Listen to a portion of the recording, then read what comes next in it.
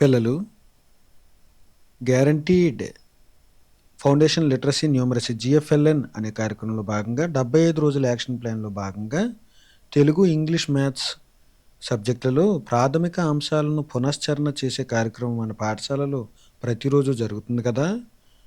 ఆ కార్యక్రమంలో భాగంగా తెలుగు కృత్యాలలో కథాంశాలలో మనం ప్రతిరోజు ఒక కథను నేర్చుకుంటున్నాం కదా. అదేవిధంగా ఆ కథలలో ఒకటైన చలాకీ ఎలుక అనే కథను కూడా మనం ఈరోజు నేర్చుకుందాం.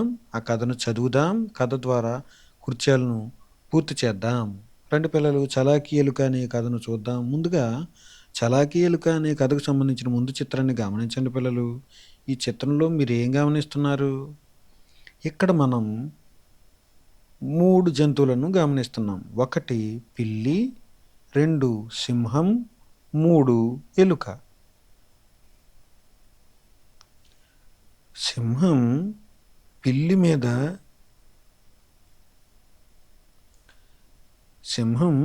మీద తన పంజాను పిల్లి భుజం మీద వేసి పిల్లిని అదుపులో పెడుతున్నట్లుగా మనం గమనిస్తున్నాం కదా.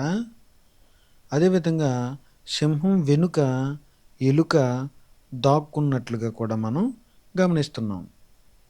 ఓకే పిల్లలు, ఈ సన్నివేశానికి వెనుక ఏం జరుగుంటుందో ఈ పాటికే మీరు ఊహించుంటారు కదా. ఓకే, మరి మనం కథలోనికి వెళ్దామా? ఏం జరిగి ఉంటుందో తెలుసుకుందాం.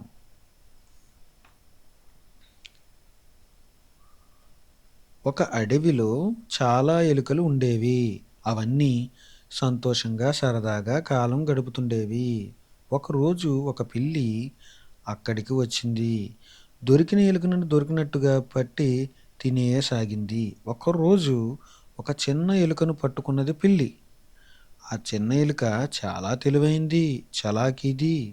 అయితే అప్పుడు చిన్ని ఎలుక వినయంగా, పిల్లి మామా, నన్ను గనక వదిలిపెడితే నీకు ప్రతిరోజు కావలసినంత ఆహారం దొరికే ఉపాయం చెబుతా అని అన్నది.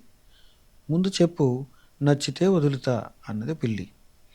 పక్కనే ఒక సింహం గుహ ఉన్నది. అందులో లెక్కలేనంత ఆహారం దొరుకుతుంది. ఆ సింహం పడుకుంటే పక్కన బాంబులు పడినా నిద్ర లేవదు.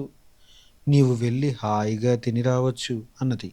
కానీ సింహం పడుకుందో లేచిందో తెలుసుకోవటం ఎలా అన్నది పిల్లి. నేను లోపలికి పోయి చూసి చెబుతాను అంది ఎలుక. ఎలుక ఆ రోజు నుంచి గుహలోనికి దూరి సింహం పడుకుందో లేదో చూసి చెప్పేది. పిల్లి లోపలికి పోయి బాగా తిని వచ్చేది. సింహం సింహం సింహం ప్రతిరోజు తన ఆహారం ఎవరో ఎత్తుకుపోవటం గమనించింది. ఒకరోజు పిల్లి తింటూ ఉన్నప్పుడు ఎలుక వెళ్ళి సింహం తోక పట్టుకుని కసుక్కున కొరికింది. అంతే, ఆ నొప్పికి అదిరిపడి సింహం కోపంగా పైకి లేచింది. ఎదురుగా పిల్లి తాను తెచ్చుకున్న ఆహారం తింటూ కనపడింది.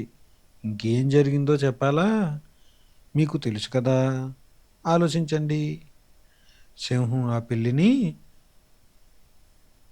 మీద దాడి చేసి ఉంటుంది. అక్కడితో ఎలుకలకు పిల్లి భారం తప్పి ఉంటుంది కదా పిల్లలు. ఓకే, ఇప్పుడు మనం ఈ కథ ద్వారా సారాంశాన్ని ఏం నేర్చుకున్నాం పిల్లలు?